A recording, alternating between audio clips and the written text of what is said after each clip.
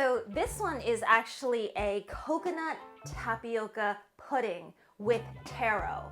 And if you guys look back on my videos, this has to be either my top video short of the air fryer one, but it was like the one with the most views for the longest time because people love this dessert. So I thought I would do an updated version. I cook the sago tapioca pearls a little bit differently now. You can actually cook each of these elements separately and then bring them together all the last minute. So it's perfect for gatherings, it's perfect for parties. If you like coconut, you're gonna love this. The taro is, in my opinion, indispensable because it adds an extra bite, an extra kind of starchy chew to this amazing pudding soup. So I hope you guys all enjoy.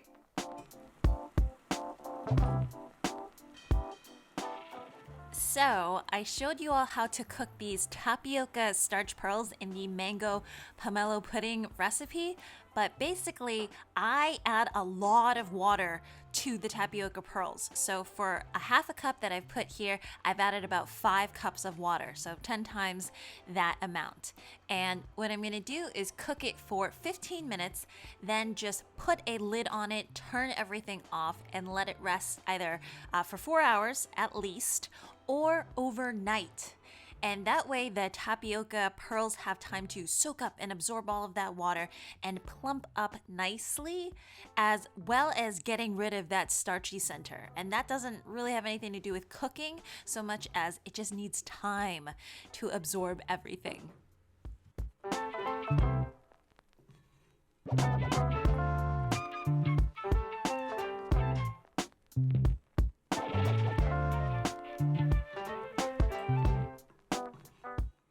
So this was actually overnight, and you can see that some of them are still kind of sticking together. That's why we have so much water, because it can become one whole mass if you guys don't have enough water. What I'm gonna do is I'm gonna strain this out and then run it under some cold water, stick it in some fresh water, and you can put this into the refrigerator for a couple of days and it will keep fine. So this is one part of the recipe.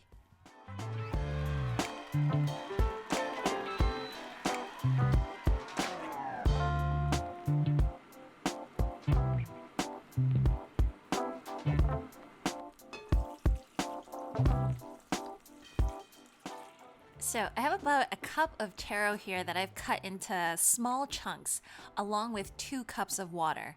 And sometimes taro can take a really long time to cook. So this is like 25, maybe 30 minutes. So bring it up to a boil, kind of lower it down to a simmer and cook it until it is the texture that you want it. So probably around 25 minutes. If you all haven't had taro before, it is like a rich, dense, and slightly sweet root vegetable. We use it a lot in Asian desserts. And after you cook this, I'm gonna put in a half a cup of coconut cream as well as a third of a cup of sugar.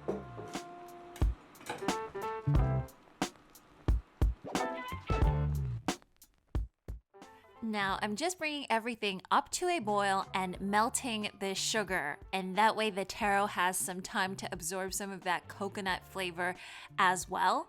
And then the final thing to do after everything is melted is to add in your tapioca pearls. You don't even have to cook it afterwards because everything is cooked, the pearls are soft enough.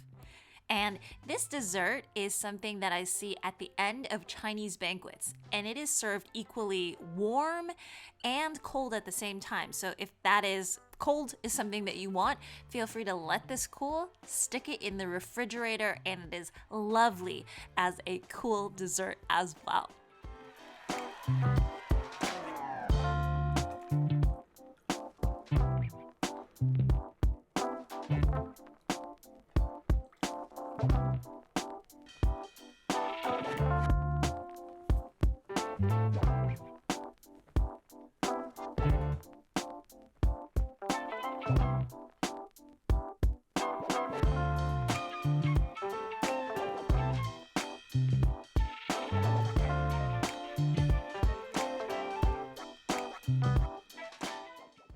this dessert is creamy but not overly done because we didn't add too much coconut milk.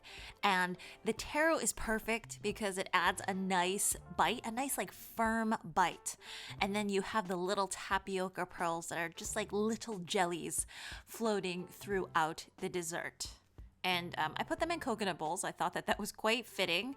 The bottoms are not stable at all, so I had to put some gunk underneath there to get it all stabilized. But anyways, terrific dessert. So many people have really loved it and commented on the previous videos. So I hope you guys give this a try.